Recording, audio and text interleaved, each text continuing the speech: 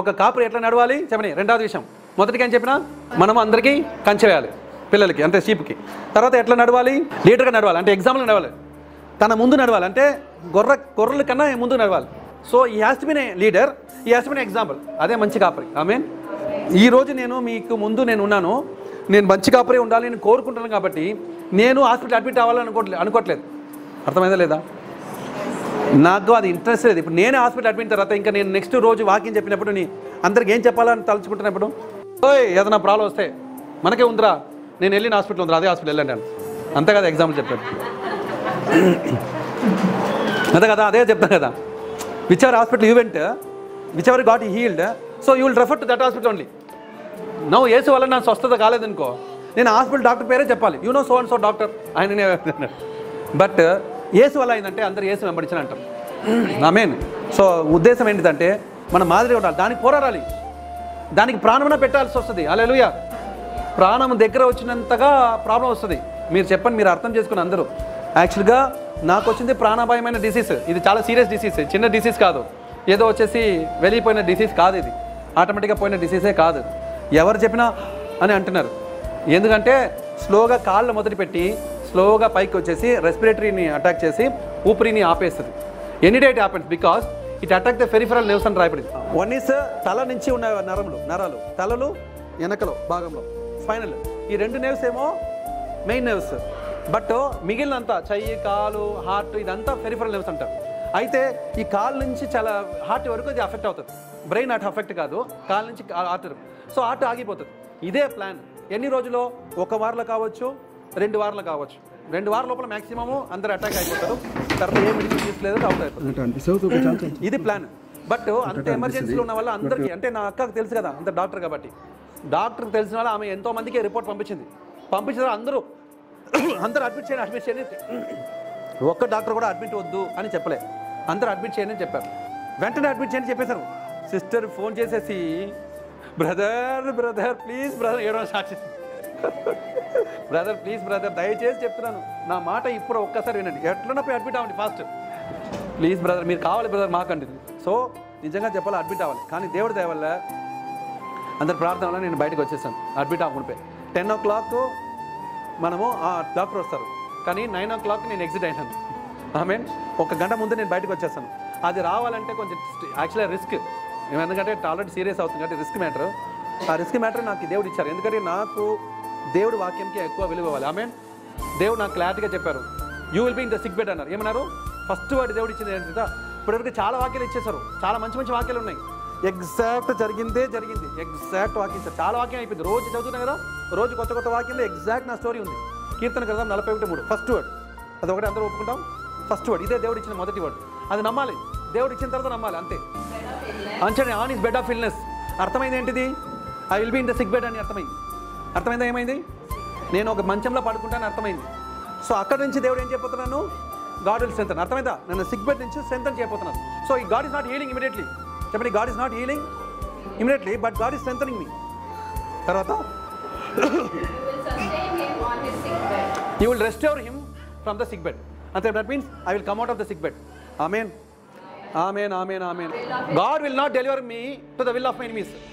శత్రువు ఒక ఇచ్చకి దేవుడు నన్ను అప్పగించాడు. నా దేవుడు నా ఆయుష్ని కాపాడుతూ, తెలుగులో చదివేసి 2వ వచనం తెలుగులో, యెహోవా మహేష్ పాల్ని చెప్పండి, కాపాడి బ్రతికించును, ధన్యుడవును. తర్వాత తెలుగులో చేసి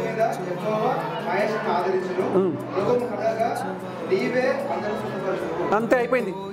రోగం కలిగింది, బలం కలుగుతుంది, స్వస్థపరుస్తుంది. దేవుడు ఇచ్చకి, సాతాను ఇచ్చకి అప్పగించడు. దేవుడు నన్ను కాపాడుతూ వస్తున్నాడు. హల్లెలూయా. ఈ వర్డ్ వచ్చింది కాబట్టి నాకు అడ్మిషన్స్ వస్తుంది. Amen, amen, amen, amen. సింపుల్గా మరలా చెప్తున్నాను, వాక్యంకి విలువ ఇవ్వాలి, అదే లీడర్. ఆమెన్. కాబట్టి నేను లీడర్గా ఉన్నాను, మీరు నా శిష్యులుగా ఉండండి. ఆ కేసినాం బలపరచువాడవు, పడిపోయిన చోటే నిలబెట్టువాడవు, ఘనపరచువాడవు, హెచ్చించువాడవు, మా పక్షము నిలిచి తీర్చువాడవు. ఏమైనా చేయగలవు, కథ మొత్తం మార్చగలవు. నీ నామముకే మహిమంతా తెచ్చుకొందువు. ఏమైనా చేయగలవు, కథ మొత్తం మార్చగలవు. నీ నామముకే మహిమంతా తెచ్చుకొందువు. యేసయ్యా యేసయ్యా నీకే నీకే సాధ్యము. యేసయ్యా యేసయ్యా నీకే నీకే సాధ్యము.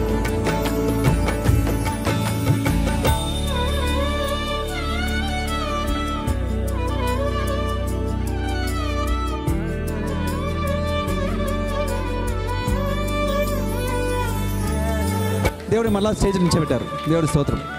నించోబెట్టడానికే దేవుడు కృప చూపించారు కాబట్టి స్తోత్రం. ఎందుకంటున్నా, నేను నడవాలనుకున్నా, నేను జంప్ చేయాలనుకున్నాను.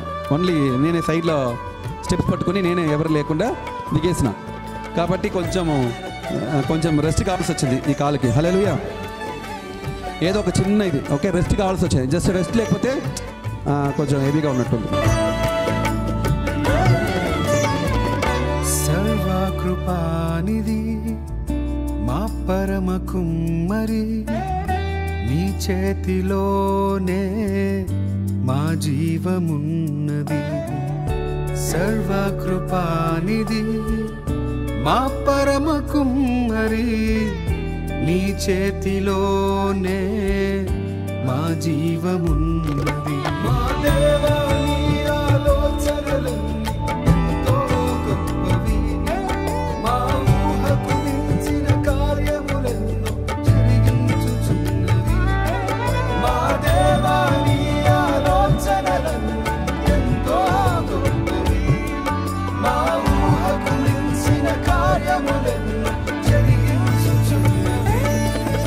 ఏమైనా చేయగలవు, కథ మొత్తం మార్చగలవు.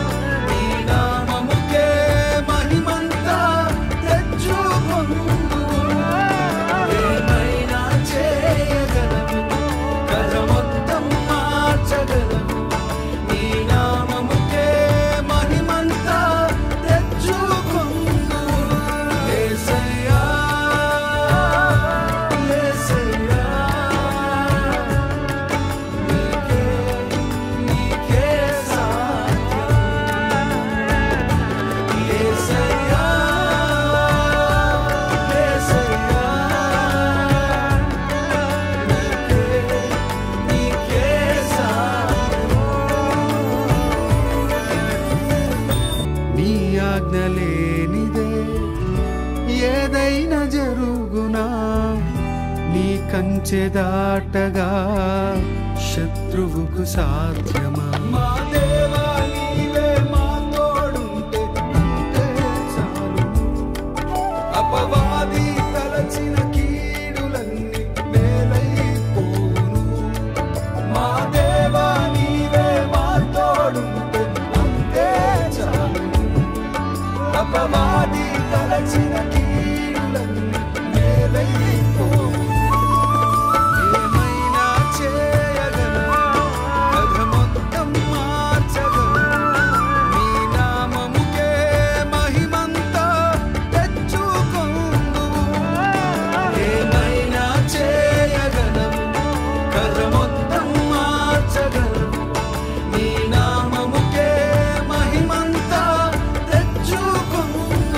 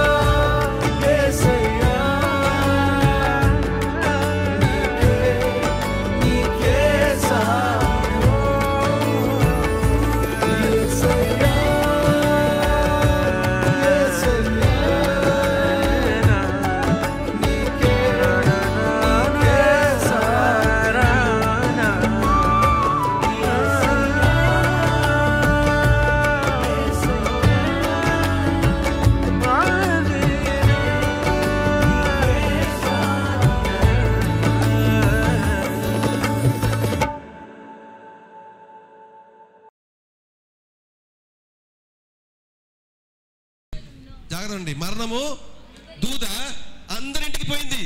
హలో, ఇప్పుడు only those who apply the blood of Jesus Christ వాళ్ళు మాత్రం రక్షించబడ్డారు. హల్లెలూయా. కానీ దేవుడు నాతో మాట్లాడు, నువ్వు ఎప్పుడు పోతావు నీకు తెలుసా అన్నాడు. నీకు ఎప్పుడు పోతావు నీకు తెలుసా అన్నాడు. అప్పుడు అర్థమైంది, ఎప్పుడు పోతుంది.